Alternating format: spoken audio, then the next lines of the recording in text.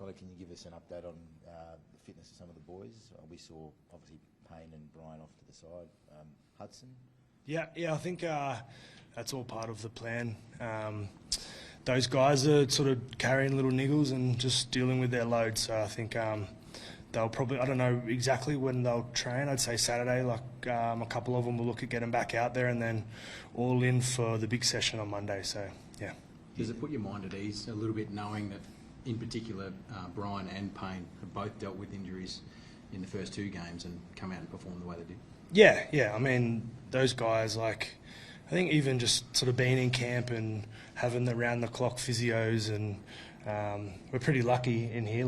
All of these guys that are sort of carrying little niggles are just working on things all the time. So it's a fortunate position to be in when you have such great professionals in your staff, and especially for the guys, knowing that they're carrying these little things, they're just working really hard on them. So yeah, we're in a good position to sort of deal with all those things. It looked like Hudson kind of pulled out of training pretty quick. Did he get back on the field?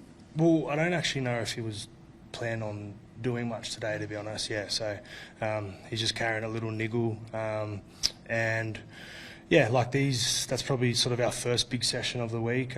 He's sort of done. I think he's done most of the other stuff, but.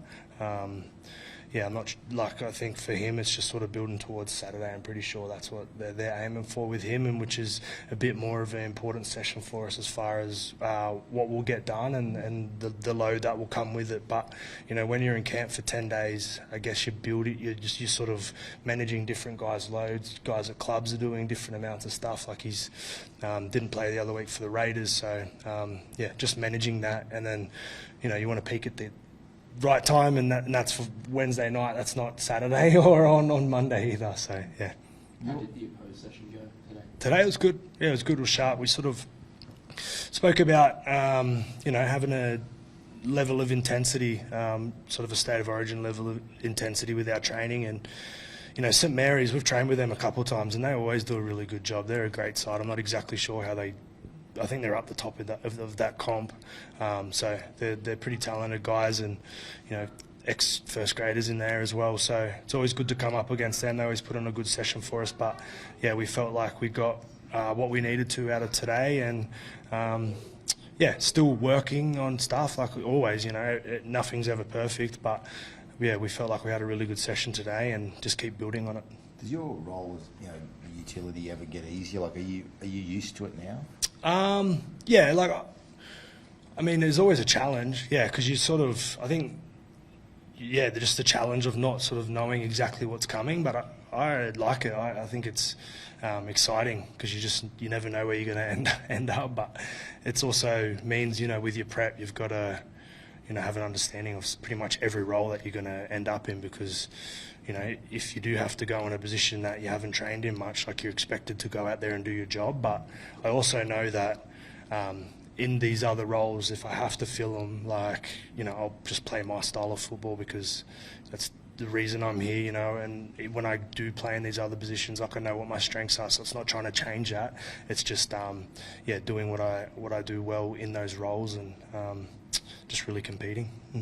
What are those nerves going to be like when you've got 80,000 sellout behind you and you're sitting on the bench in a decider waiting to come on? Do the nerves get to you at that point like that?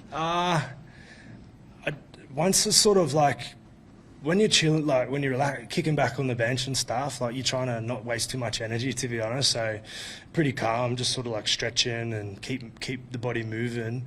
But then when you get called, that's when sort of you get a nervous kick or a hit of adrenaline, I think.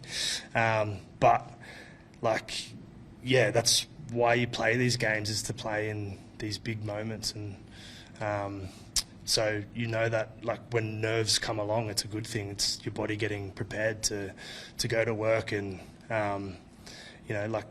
be in these pressure situations. Tongue twister there, but yeah, because it's what you want to do. You want to be in those pressure moments, because it's when the biggest things happen. It's what you always dreamt of as a kid, is playing in State of Origin. So there's pressure that comes with that, but it's also opportunity, and it's exciting. Do you have sort of see yourself as a game broker in any way? I mean, that's how we sort of see your role, is that you come over and come into the game and you've got to try and break it open or do something really spectacular?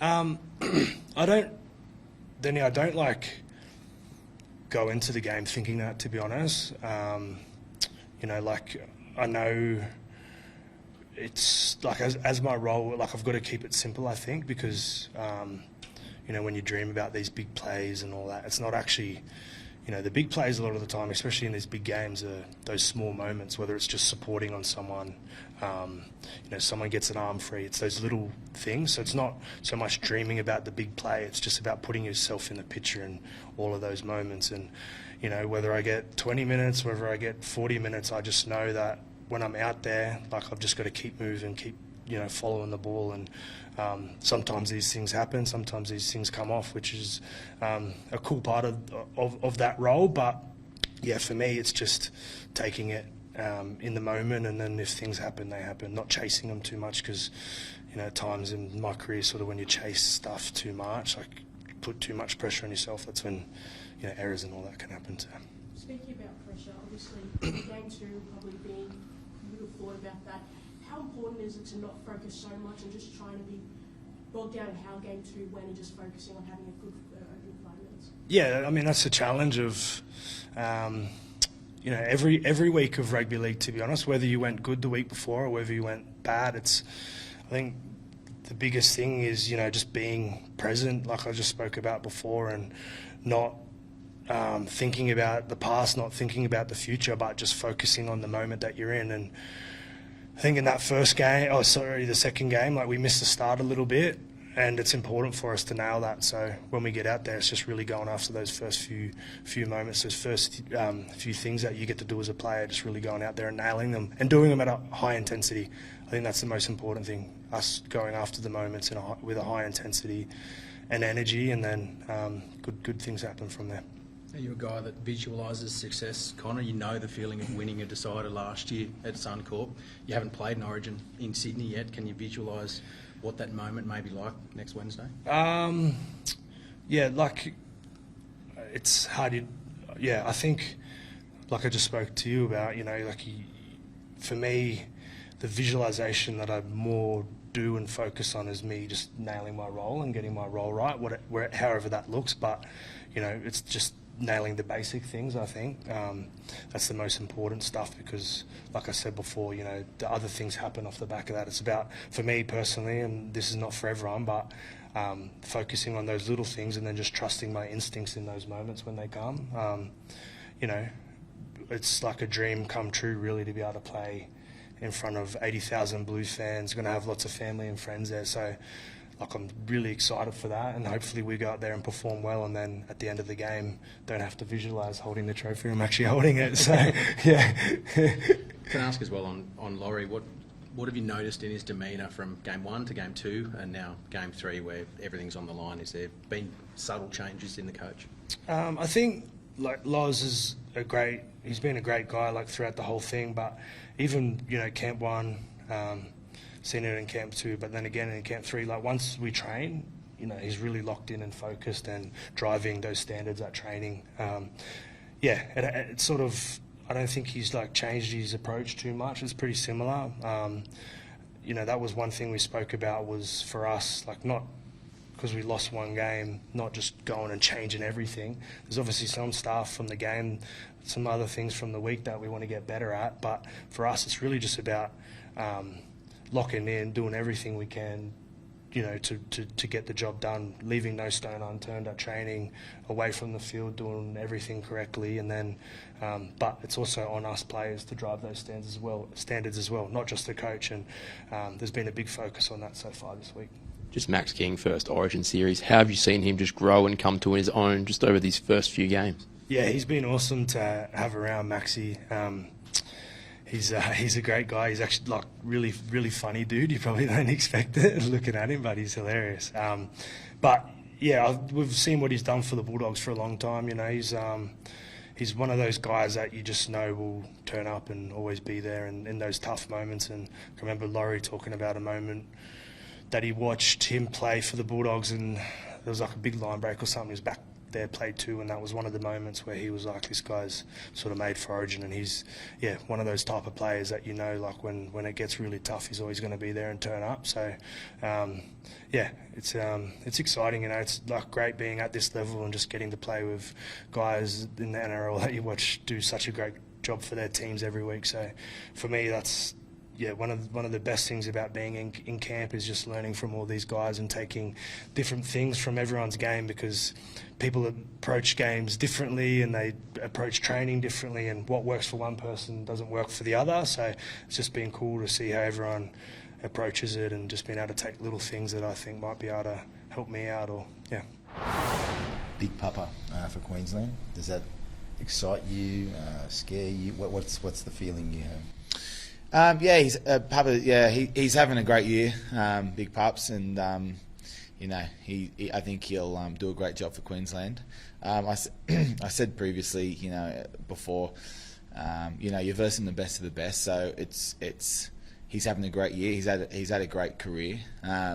But whoever fills that 8 jersey, we know they're going to be great players. Similar story of fullback, with Ponga being out, whether it's Hammer or Walsh, they're both great players, and it's about us as a team, us personally, being on our best to sort of, I guess come away with the shield. It's not really about them; it's about us performing the best that we can. You take a lot of confidence out of that second half and that second game where you were so clearly on top. Like, do you use that as much fuel heading into this third game?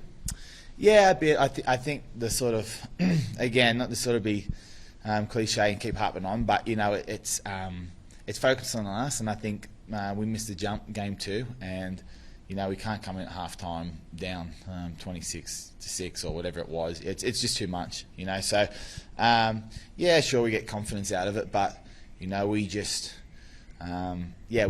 we just have to put our best foot forward, and I think that is just starting well and coming whatever, like being our best after that, So it's great to sort of look at the second half highlights and sort of pat ourselves on the back, but we weren't good enough in game 2, so we've got to be better for game 3.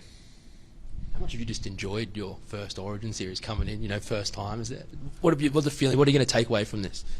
Yeah, mate, it's been a dream come true, and to be here, obviously, wasn't ideal losing game 2, but again, to be here in an Origin decider, playing State of Origin for my state, it's a dream come true. So I'm just trying to take every day as it comes and build into my best performance for this Wednesday night. And and I always say, the experience playing around some of the best players in the world, I want to come back to Clubland a better player, and sort of bring this back to sort of where it started for me and sort of what got me this jersey back at Clubland. But that's all in the future at the moment.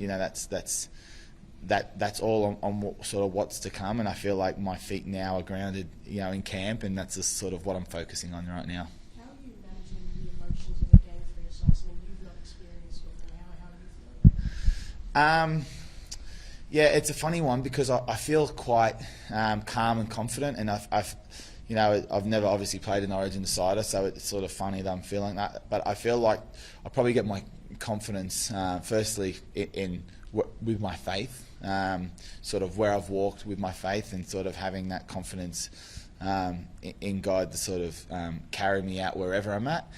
And secondly, this has all been new. This arena, everything's been new. So I think I'm used to newness, so far these last couple of weeks. So, it's just another thing, it's just another sort of cherry on top of to play at, a core, which, is sort of our home in Clubland, play the packed stadium, in front of our state, hopefully with the goals and intentions to bring the shield home.